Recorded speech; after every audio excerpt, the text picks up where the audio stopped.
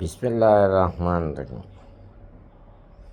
ஒரு கல்யாணம் என்பது ஒரு பெண் தன்னுடைய தாய் தகப்பனை விட்டும் சொந்தங்களை விட்டும்